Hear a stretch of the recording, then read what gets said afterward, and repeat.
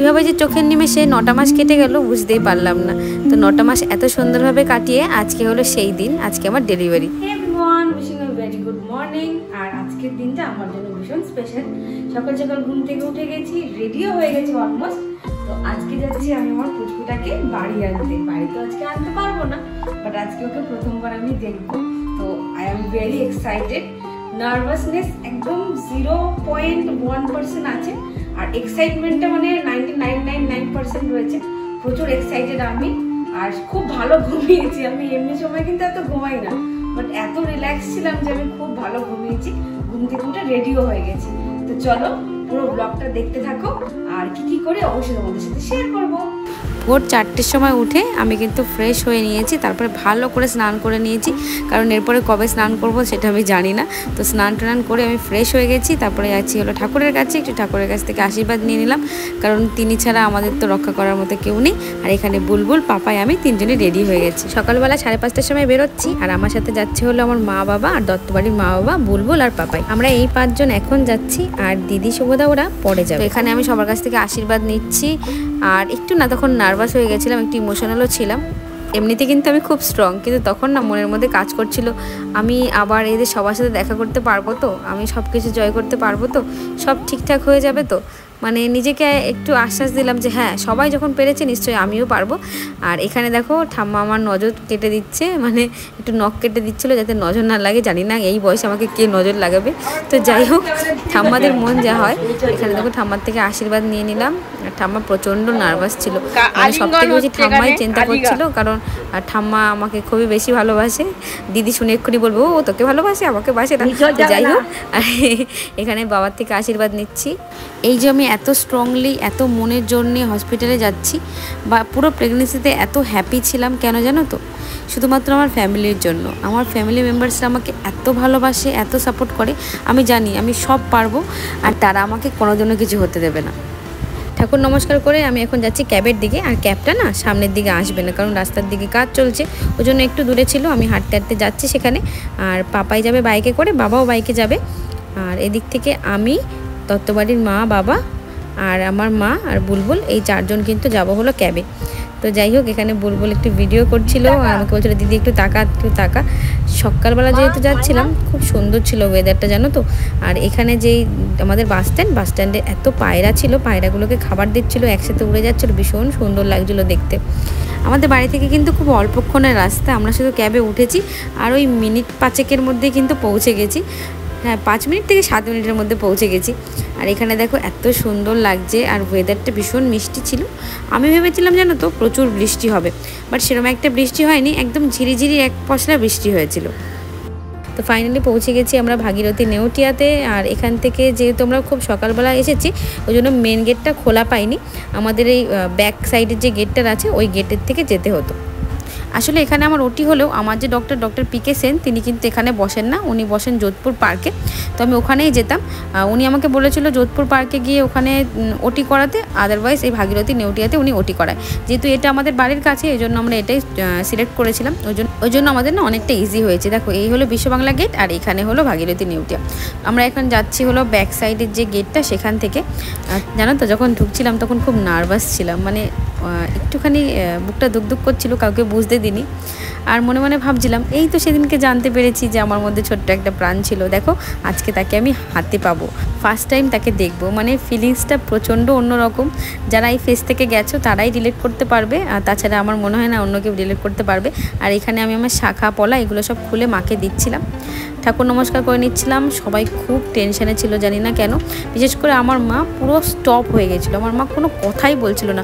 আমি 10টা কথা বললে মা মনে হয় একটা অ্যান্সার দিচ্ছিলো। একদম কি বলবো, খুব নার্ভাস হয়ে গেছিলো, খুব টেনশানে ছিল। আমি বললাম কি হয়েছে, মা কিছু বলছিল না। পরে বুঝতে পেরেছি হ্যাঁ, মা একটু টেনশানেই ছিল, তাই জন্য এরকম করছিল।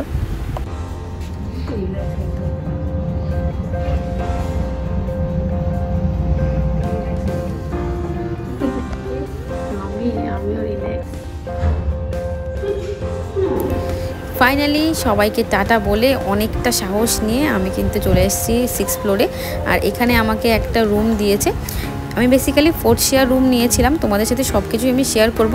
আর আমার ডেলিভারির আগে আমার লাস্ট ওয়েট ছিল হলো 66.8 মানে 67 কেজি। আর এখানে দেখো আমাকে রুমটা বলে দিচ্ছে কোথায়। আমার সাথে বুলবুলও ছিল, বুলবুল অনেকক্ষণ আমার সাথে ছিল, আর সেরকমভাবে তো কাউকে আসতে দেয় না।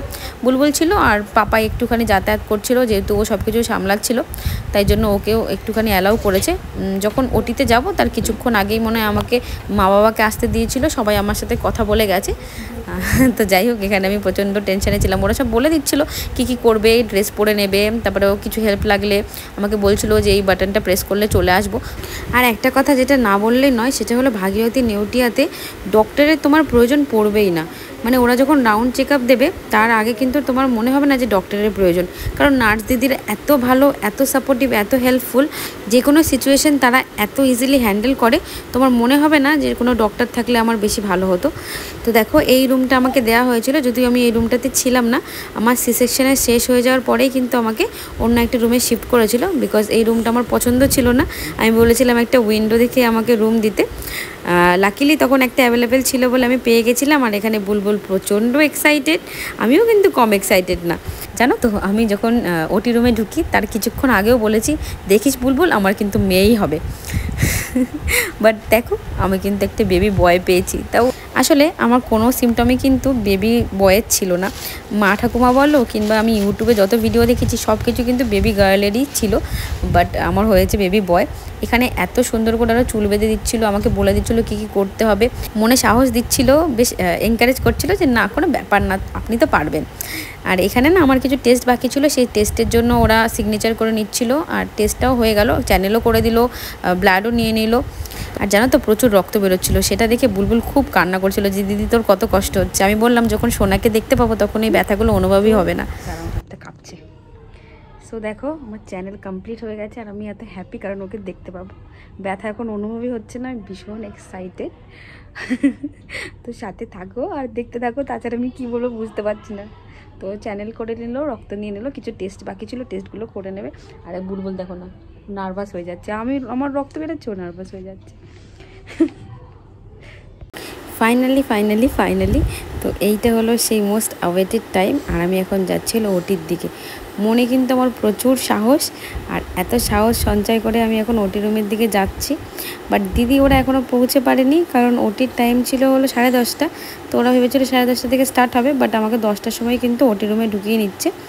আর জানো তো সত্যি কথা বলতে আমি যতই স্ট্রং হই কি না, আমার মনের মধ্যে আরেকটা জিনিস খুব কাজ করছে, সেটা হলো আমি তো ওটিতে একা থাকবো না, আমার সাথে তো আমার হাজব্যান্ড থাকবে, মানে পাপাই থাকবে। তো ও নিশ্চয়ই আমাকে কিচ্ছু হতে দেবে না, ওই জন্য কিন্তু আমি এতটা বেশি স্ট্রংলিভাবে বা এতটা সাহস নিয়ে কিন্তু যেতে পেরেছি। ও আমার সাথে ওটিতে ছিল বলে আমার সি সেকশনটা কিন্তু একদম অন্যরকম ছিল, আমি খুব এনজয় করেছি। আর এরপরে কিন্তু আর ভিডিও করতে অ্যালাউ ছিল না বলে ভিডিও করতে পারিনি। আর ওটি রুমে তো ভিডিও করা অ্যালাউই ছিল না।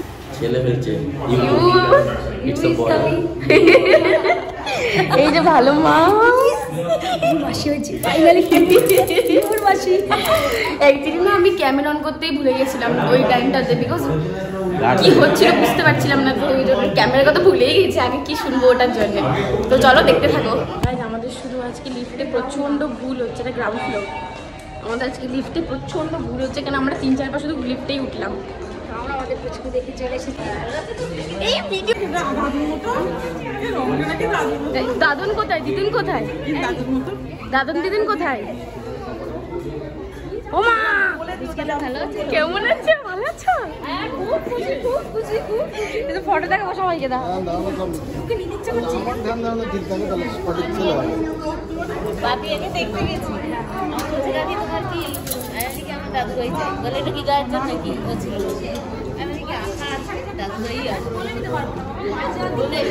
তো তোমাদের সাথে তো র ফুটেজ শেয়ার করলাম, কার কি মতামত, কে কতটা খুশি তোমরা সবাই দেখতেই পেলে। তো এটা ছিল হলো যখন ওরা জানতে পেরেছে, তারপরে সবাই খেতে গেছে দুপুরবেলা। তো এটা হলো সেখানকার ফুটেজ, আমি তুলিনি, এগুলো সব বুলবুল করে নিয়ে এসেছিলো আমার জন্য। আর ওই টাইমটাতে না আমাকে ওটি থেকে বার করে একটা অবজারভেশন রুমে রেখেছিল, আর এত কাঁপুনি দিচ্ছিলো, আমি 3টে কম্বল মুড়ি দিয়েছিলাম। তারপরে না গা হাত পা চুল করছিল। ওখানে ডক্টরকে বলেছিলাম, ডক্টর বললো ওগুলো কিছু না, যতক্ষণ আর র্যাশ বেরাবো ততক্ষণ কোনো অসুবিধা নেই। তারপরে যখন আমাকে আমার রুমে শিফট করা হয় তখন আমি বললাম যে আমার ফ্যামিলির লোককে আমি দেখতে চাই। ওরা কন্টিনিউ আর কি বলছে রিসেপশনে, বাট ওরা যেহেতু বাইরে ছিল ওই জন্য শুনতে পাইনি। এখানে দেখো না সবার দাঁত সব বেরিয়ে গেছে আনন্দে খুশিতে। তো যাই হোক, তারপরে যখন জানতে পারে তখন সবাই আসে। আর তার আগে না আমি যে নার্স দিদি ছিল তার ফোন থেকে ফোন করেছিলাম, কারণ তখন আমার কাছে ফোন ছিল না কোনো। তো তারপরে তো সবাই আস্তে আস্তে আমাকে দেখতে যায়। আমার অবস্থা তখন খুব খারাপ। আর আসলে কি বলো তো, আমি ভাবছি খুব জোরে জোরে কথা বলছি, বাট এত আস্তে আস্তে কথা বলছিলাম আমি বুঝতেই পারিনি। খুব খুব খুব একটা ঘোরের মধ্যে ছিলাম, সেরকম কিছু বুঝতেই পারিনি। যখন পাপাই আমাকে বললো না যে ইবু হয়েছে, আমি বুঝতেই পারিনি ও কী বলছে। আমি শুনতে পাচ্ছি বাট বুঝতে পারছি না কি বললো। তারপরে ডক্টর যখন বললো দেখো তোমার কি হয়েছে, তখন আমার হুঁশ আসলো যে হ্যাঁ এটা তো ছেলে।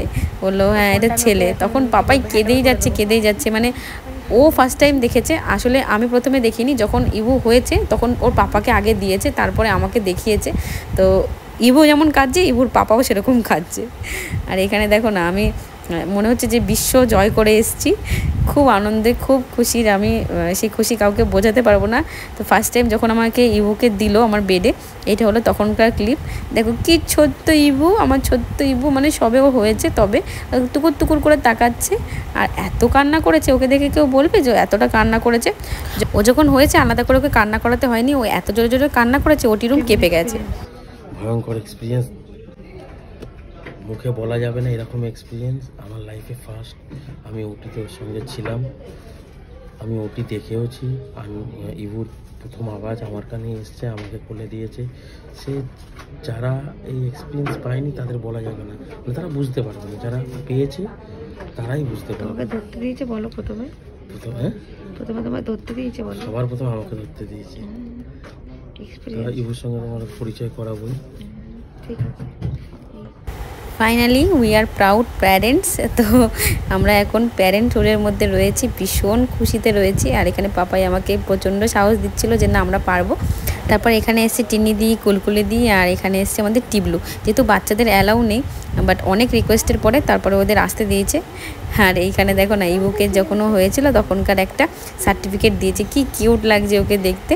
ওর দাদা আবার দেখছে যে এইটা আমাদের ইবু। ও তো বুঝতে পারছে না, বলছে কবে আমি ইবুকে হাতে পাবো, কখন আমাকে একটু ইবুকে ধরতে দেবে। আর ওখানে বুলবুলও আসছে, বুলবুলি কিন্তু সব আমাকে ভিডিওগুলো করে দিয়েছে। তো যাই হোক, আমার সোনারাও ভীষণ এক্সাইটেড। ওরাই কিন্তু সবথেকে বেশি এক্সাইটেড আমার এই প্রেগনেন্সিতে ছিল। আর ভাইকে পেয়ে তো ভীষণ খুশি, যদিও বলেছিল বোন হলে বেশি ভালো হতো, বাট ভাই পেলেও কিন্তু খুব খুশি।